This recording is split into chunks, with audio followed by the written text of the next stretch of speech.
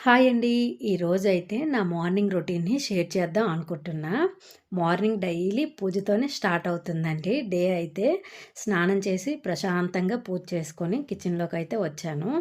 ఇంకా టీ పెట్టి మా వారికిచ్చి నేను కూడా టీ తాగుతూ కాసేపు అలా మొక్కల దగ్గర కూర్చొని టైం స్పెండ్ చేశా.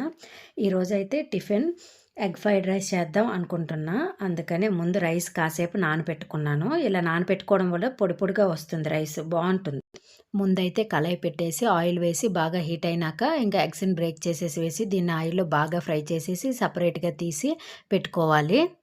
అదే ప్యాన్‌లోకి కొంచెం ఆయిల్ వేసేసి ఇంకా కట్ చేసిన వెజిటబుల్స్ అన్నీ క్యారెట్, క్యాప్సికమ్, పచ్చిమిరపకాయలు, క్యాబేజీ అలాగే ఆనియన్స్ ఇవన్నీ వేసి బాగా ఫ్రై చేసేసి సాల్ట్, అల్లం వెల్లుల్లి పేస్ట్ కూడా వేసేసి కలుపుకున్నాక ఇంకా ధనియాల పొడి, గరం మసాలా, ఫ్రైడ్ రైస్ మసాలా అలాగే సాసెస్ అన్నీ కూడా వేసి బాగా కలుపుకున్నాక ముందైతే ఎగ్ ఫ్రై చేసి పెట్టుకున్నాం కదా! దాన్ని కూడా వేసి బాగా కలుపుకొని ఇప్పుడు రైస్ అనేవి వేసుకొని బాగా మిక్స్ చేసేసిన తర్వాత లాస్ట్‌లో అయితే కొంచెం నిమ్మకాయి అలాగే ఆనియన్స్ పైన వేసేసుకుంటే ఎంతో టేస్టీ అయిన ఎగ్ ఫ్రైడ్ రైస్ అయితే రెడీ అయిపోతుందండి. ఒకసారి ఇలా ట్రై చేయండి. చాలా బావుంటుంది. పిల్లలు కూడా చాలా ఇష్టంగా తింటారు.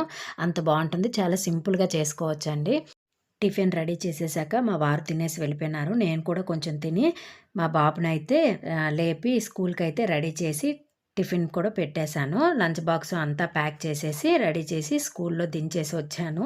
చూసారు కదండీ! డైలీ మార్నింగ్ నా రొటీన్ ఇలాగే ఉంటుంది. ఇంకా మధ్యాహ్నం భోజనం కోసం అయితే ఇంక వంట స్టార్ట్ చేయాలండి. ఇదండి ఈరోజుటి వీడియో. వీడియో చాలామంది చూస్తున్నారు కానీ సబ్స్క్రైబ్ చేసుకోవట్లేదు. Please subscribe.